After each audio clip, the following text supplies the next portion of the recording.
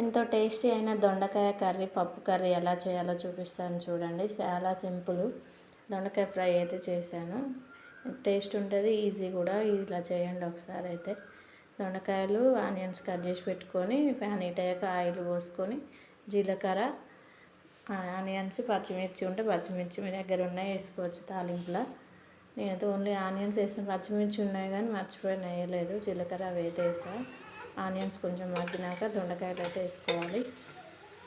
దొండకాయలు వేయగానే ఎప్పుడైనా సాల్ట్ ఏదైనా కూరగాయలు వేసినాక నేను ప్రతి వీడియోలో చెప్తాను. సాల్ట్ ఫస్ట్ వేయడం వల్ల తొందరగా మగ్గుతాయి, మంచిగా ఉంటుంది కర్రీ. సాల్ట్ వేసి కలిపి మూత పెడితే కొద్దిసేపు అయితే మధ్యలో మధ్యలో కలుపుకోవాలి. ఇట్లా 50-60% మంచిగా ఫ్రై అయినాక కొంచెం అల్లం వెల్లుల్లి పేస్ట్ అయితే వేసుకోవాలి. ఇట్లా మంచిగా కొద్దిగా బ్రౌన్ కలర్కు రావాలి, అప్పుడు అల్లం వెల్లుల్లి పేస్ట్ అయితే వేసుకోవాలి. అది వేసాక కూడా కొద్దిసేపు మగ్గనివ్వాలి, పచ్చి వాసన పోయేదాకా. కర్రీ చేస్తుంటే వచ్చి మా పిల్లలు ఇద్దరు అయితే ఇక్కడ కూర్చొని పక్కన సైడ్ బండ మీద కూర్చొని అయితే చూస్తారు, దగ్గరనే ఉన్నారు. పచ్చి వాసన పోయినాక కొంచెం పసుపు అయితే వేసుకోవాలి. పసుపు వేసుకొని కూడా కొద్దిసేపు మగ్గనివ్వాలి. మగ్గినాక కారం వేసుకోవడమే. చాలా టేస్ట్ ఉంటుంది దొండకాయ ఫ్రై, సింపుల్. అలా చేయండి. ఇంకా పప్పు కర్రీ కూడా చూపిస్తాను చూడండి. పప్పు కర్రీ అయితే మధ్యాహ్నానికి అయిపోయింది, మంచిగా ఉండే.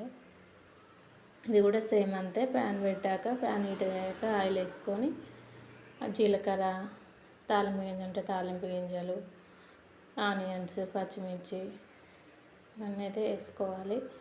బాగా మగ్గనివ్వాలి. ఇంకా ఆనియన్స్, పచ్చిమిర్చి అయితే వేసుకోవాలి.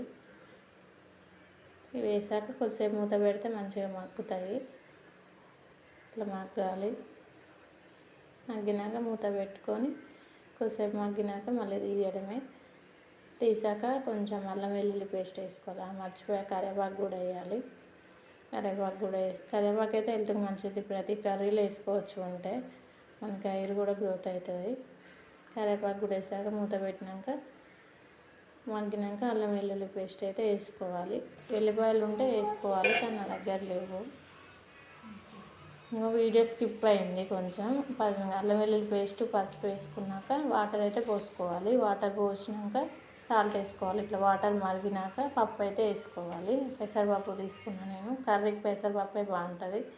ఇట్లా మూత పెట్టుకోవాలి, మధ్య మధ్యలో కలుపుకోవాలి. ఇట్లా ఉడుకుతుంది, మాడిపోకుండా ఉంటుంది.